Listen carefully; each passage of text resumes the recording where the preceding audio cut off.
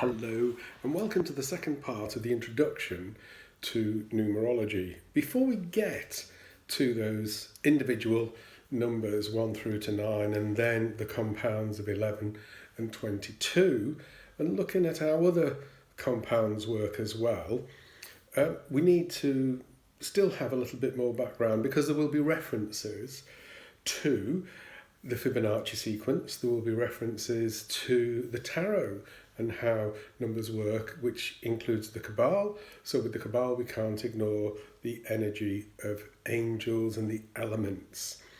And we think about how different cultures look at the world and different cultures view the world, and why some numbers have a very strong spiritual significance in one society, and in another society it's a different number that will have that spiritual sequence. It's quite interesting. I remember a conversation when I was in a sweat lodge in Wyoming, and a Native American was talking about how Westerners, so talking about mainly Europeans as he was referring to me, were fascinated by the significance of the number 3.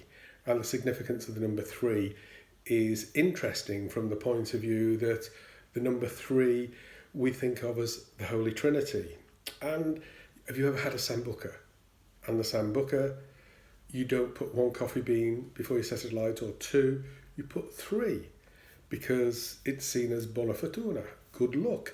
It's seen as that energy of the Trinity again that comes through that very strong Italian society. But to the Native Americans, it's always the 4 that is very important, because a circle is made up of 4 quarters and the 4 directions of the wind, and the medicine wheel is very much about those 4 quarters.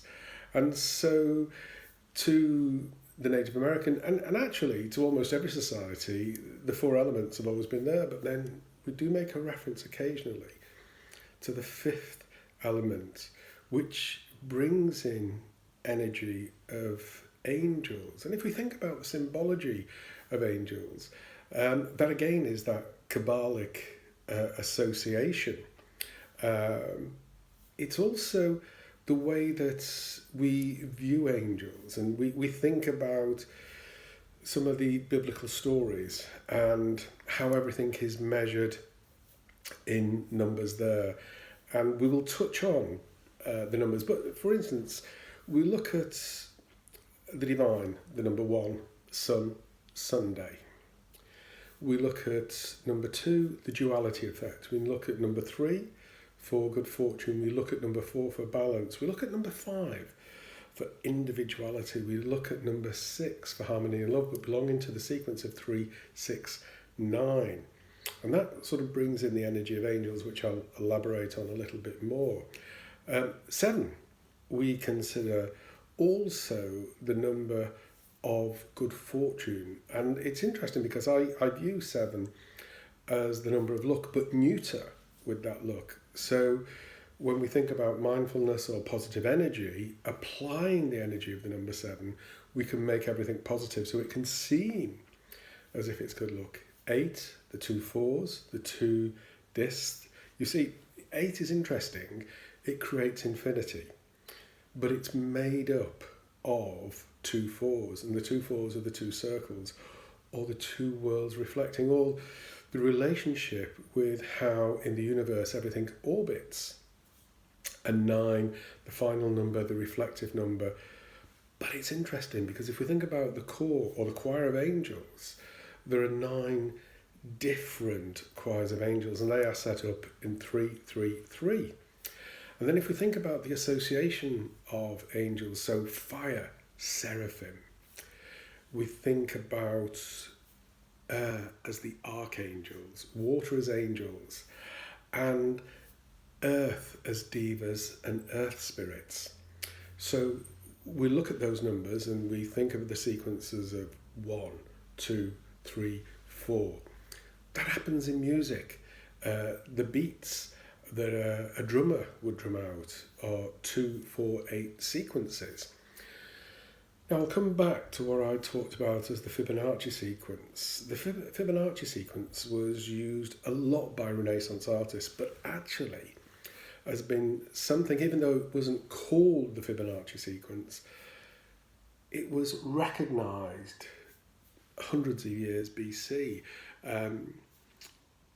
Indians used the energy in India of the Fibonacci sequence as a divine energy, also in the Kabbalah. And from that we move to what nature does. So a sunflower follows the rules of the Fibonacci sequence in the way that the petals create that sequence being 1, 2, 3, 5, 8, 13, 21. And it comes about by adding them together, and you make from that the Fibonacci spiral, or the mathematical spiral. If you sort of do a cross-section through a nautilus shell, it perfectly illustrates the Fibonacci sequence, the spiral that's in there. And what's also interesting is galaxies follow the Fibonacci spiral. A hurricane or a storm will follow that spiral as well. An artichoke does the same thing too. So there are so many things in nature that follow those sequences. And then there's something called the golden ratio. In the Sistine Chapel, the creation of Adam. And it's thought that the idea of God touching man and creating Adam, Michelangelo was inspired by looking at nature, and a cloud formation gave him the idea. You know, the other thing is that we don't think about it when we see fractals. The frost that creates that pattern that appears on a window, those wonderful fractal patterns obey that Fibonacci sequence. So the golden ratio is 1 to 1.68, and you can sort of carry on with the decimal points from that. But the most important thing is numbers exist everywhere.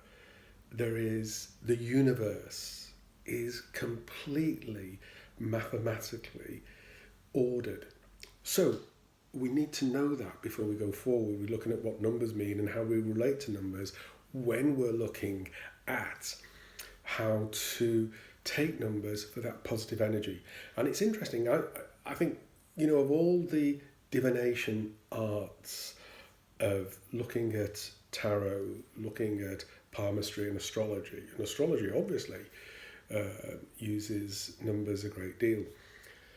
But they're often about how we make predictions from observation, or how we talk about guidance. Now, the interesting thing about numerology is there's something different. It talks about empowerment, and looking at your date of birth creates a numerology.